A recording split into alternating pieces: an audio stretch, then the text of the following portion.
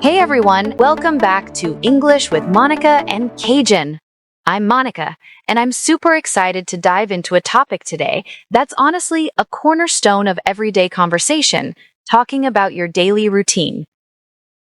And I'm Cajun. You know, Monica, it's funny because when you're learning English or any language really, you quickly realize how often you need to talk about what you do every day.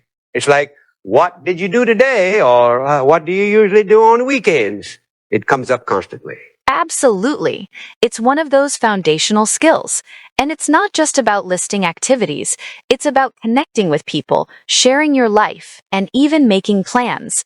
Mastering this topic opens up so many conversational doors. Definitely. I remember when I was first learning, I'd just say, I wake up, I eat, I work. Super basic. But then you want to add more detail, more flavor, you know? Exactly. And that's what we're here to help with today. We're going to break down the vocabulary, the grammar, and even some natural phrases you can use to describe your day in English, whether it's your workday, your weekend, or even your dream routine. All right, so let's start with the absolute basics. When we talk about routines, we're almost always using the simple present tense, right? Like, I wake up, she eats breakfast, they go to work. Spot on, Cajun. The simple present is your best friend here because it describes habitual actions, things that happen regularly. No need for I am waking up, unless it's happening right now, which isn't a routine. Got it. So let's go through a typical morning. For me, my alarm usually goes off around 6:30 a.m. What about you, Monica? Oh, 6:30. That's early. My alarm usually goes off closer to 7 a.m. But I'm terrible. I often hit the snooze button at least once, sometimes twice. Do you ever do that? Oh, absolutely. Hit the snooze button. That's a great phrase. I usually hit it once. Then I finally get up or wake up fully. What's next for you after you manage to drag yourself out of bed? Haha, drag myself out of bed. I love that. After I get up, the very first thing I do is usually make my bed. It just starts the day feeling a little more organized, you know? Then I head to the bathroom, brush my teeth, and wash my face. See, make my bed is a good one. A lot of people might just say, I clean my room, but make my bed is much more specific. After the bathroom, do you go straight for coffee? You know me too well. Yes, I brew a pot of coffee. While it's brewing, I usually get dressed. Then I have breakfast. My breakfast is pretty simple, usually toast with avocado or yogurt with granola. Nice, very specific. I grab a quick breakfast myself, usually cereal or a protein bar. Then I check my emails and plan my day before I head out the door for work. Okay, so we've got a solid morning routine down. Now, how do we make it sound even more natural and detailed? That's where adverbs of frequency come in. Words like always, usually, often, sometimes, rarely, and never. Oh, these are crucial. They really add depth. Instead of just I eat breakfast, you can say I always eat breakfast or I usually have a light breakfast. It tells you so much more. Exactly. So, for example, I could say, I always brush my teeth after breakfast, or I usually check my phone for messages as soon as I wake up. Where do we usually place these adverbs, Cajun? Good question. Most of the time they go before the main verb, like I usually drink coffee. But if you're using to be, they go after. I am never late for work. Perfect summary. So, listeners, try to incorporate these. Instead of I go to the gym, try I often go to the gym or I rarely go to the gym. It makes your description so much richer. Let's think about the work day or school day. So after I leave the house, I commute to work. I take the bus, which is about a 30-minute ride. While I'm on the bus, I listen to podcasts or read a book. That's a nice commute. I work from home most days, so my commute is just from my bedroom to my office. But during the day, I attend virtual meetings, write emails, and work on projects. And of course, I take a lunch break. Right, take a lunch break. What do you usually do for lunch? Do you prepare something or order in? I usually prepare something simple like a salad or leftovers from dinner. I try to step away from my desk for a bit, maybe eat outside if the weather's nice. It's important to unplug for a moment. Yeah, unplug is a great way to put it. I usually eat lunch with my colleagues in the office cafeteria. We chat about our day or discuss weekend plans. It's a nice social break. That sounds lovely. For the afternoon, after lunch, what does your work usually entail? After lunch, I usually focus on more detailed tasks or collaborate with team members. My workday usually ends around 5 p.m. Then I commute home. Okay, so the evening routine. This is where things can really vary, right? What do you usually do once you're back home? Yeah, for sure. When I get home, I usually change into comfortable clothes right away. Then I start preparing dinner. I love to cook, so that's often a significant part of my evening. Oh, that's great. I, on the other hand, am not much of a cook, so I often order takeout or eat something very quick. Sometimes I meal prep on Sundays to make weeknights easier. After dinner, do you relax or do chores? A bit of both, honestly. I usually do the dishes right after dinner. Then I might read a book, watch some TV, or call a friend or family member. I try to unwind before bed. Yeah, unwind is a perfect verb for that evening relaxation. I usually do some light cleaning, like tidying up the living room, and then I go for a walk if the weather permits. It helps me clear my head after staring at a screen all day. That's a nice habit. Before bed, do you have a specific ritual?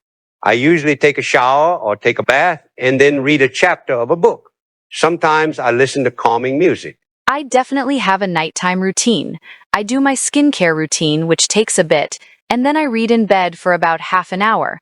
I try to avoid screens right before I go to sleep or go to bed. I usually fall asleep around 10:30 p.m. Sounds like a solid routine. So we've covered a typical weekday, but what about weekends? That's where routines can really diverge, right? Oh, absolutely. Weekends are a different beast. On Saturdays, I usually sleep in maybe until 9 a.m. I make a big breakfast like pancakes or waffles, and then I often run errands or go shopping, and sometimes I meet up with friends for brunch or dinner. Sleep in. That's a key phrase for weekends. I definitely sleep in too. On Saturday mornings, I usually go to the farmer's market and buy fresh produce.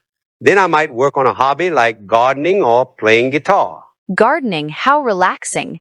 And Sundays, do you have a different rhythm for Sundays?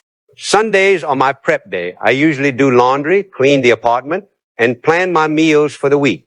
I try to relax in the afternoon and watch a movie or go for a long walk to get some fresh air. It's about recharging before the work week. Recharging is so important. I usually catch up on reading or work on personal projects on Sundays. I also prepare my clothes for the week ahead. It's all about making Monday morning a little smoother. These are all fantastic examples, Monica. So for our listeners, how can they practice talking about their own routines? Great question.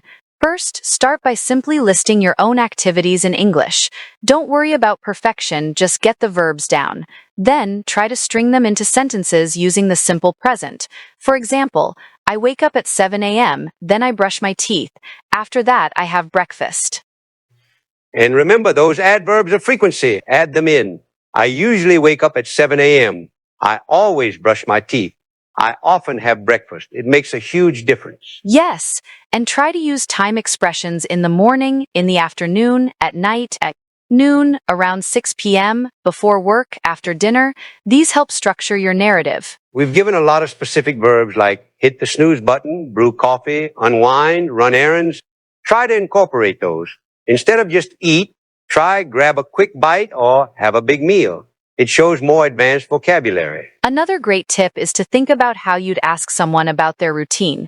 Practice those questions. What do you usually do in the mornings? What does your typical workday look like? How do you spend your evenings? Exactly. And don't be afraid to share personal details. It makes the conversation more engaging. Like Monica shared about hitting the snooze button, that's relatable. And it also helps to differentiate your story from everyone else's.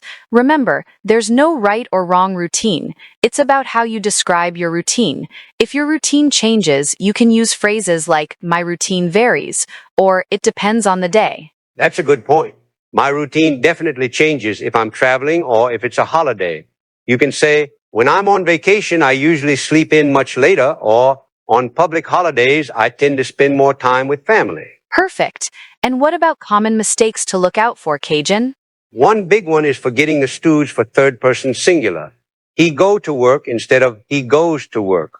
Or she eat breakfast instead of she eats breakfast. It's a small detail, but really important for sounding natural. That's a classic. Another is confusing simple present with present continuous. Remember, simple present for routines, present continuous for what's happening right now. I am eating breakfast if you're doing it in this moment, but I eat breakfast every day for the routine. And sometimes people overuse I do, like, I do brush my teeth. While grammatically correct for emphasis, it's more natural to just say, I brush my teeth when describing your routine. Yes, I do is usually for emphasis or negative statements. I don't usually drink coffee, but for positive routine descriptions, stick to the simple verb. So listeners, take these tips, think about your own day, and try to describe it out loud. Even better, try to find a language partner and ask them about their routine, or even just record yourself talking about it. Hearing yourself helps you catch areas for improvement. Exactly. The more you practice, the more natural it becomes. And remember, it's not just about grammar, it's about sharing your story. People are often genuinely interested in how others spend their time. It's true. I always find it fascinating to hear how different people structure their days, especially if they're in a different country or have a unique job. Me too. So to wrap up, remember to use the simple present, sprinkle in those adverbs of frequency, use specific time expressions, and don't be afraid to add personal details and rich vocabulary. And remember to practice out loud with a partner, to yourself. Just get those words flowing. You'll be talking about your daily routine like a native speaker in no time. That's it for this episode of English with Monica and Cajun. Thank you so much for tuning in. We hope this has given you the tools and confidence to talk about your day every day. Yeah, thanks for listening. If you enjoyed this, leave us a review and share it with a friend who's also learning English. And tell us about your routine on social media using English with Monica and Cajun. We'd love to hear it. Until next time, keep practicing, keep learning, and keep unlocking your English potential. Bye for now.